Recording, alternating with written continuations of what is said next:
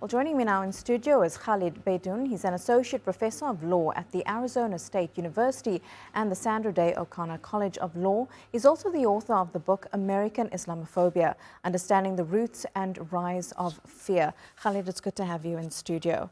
You know, when we listen to the story of Srebrenica, almost 30 years ago, these were people who were killed based purely on the fact they had a different religion.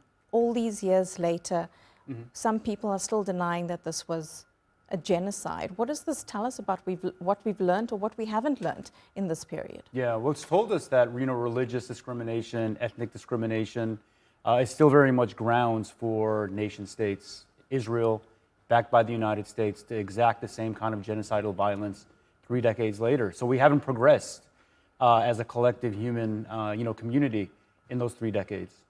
Yeah, and that brings us to what's happening in Gaza right now. There are many people who are calling it a genocide. South Africa has taken the case to the ICJ. It's being backed by several countries. The ICC asking for arrest warrants to be issued. But do you think it will actually be recognized at that level, or is it going to take years and decades like what we've seen from Srebrenica? It's important to step back and understand that there's an objective definition of what genocide is.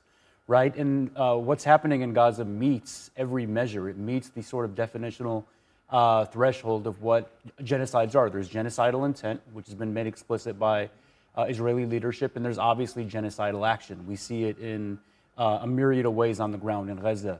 So the fact that a genocide is even being debated right now is a really insult to our intelligence. My intelligence as a law professor, it's irrefutable.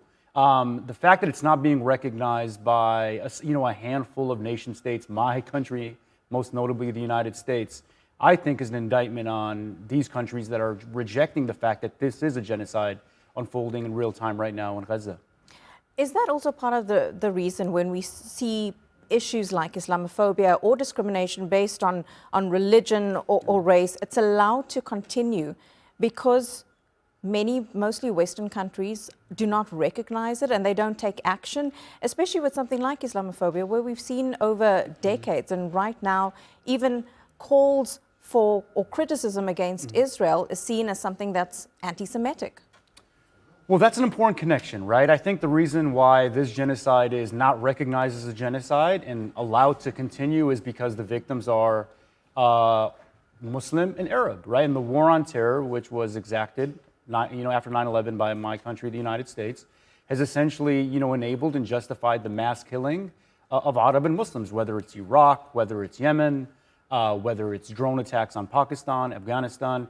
It is okay, it's legitimate to kill en masse Muslims within this protracted context of the war on terror. And that was the language that was used after October 7th by Netanyahu and Israeli leadership to make that direct conflation, to essentially dehumanize Palestinians as legitimate human beings and to indict them collectively as terrorists.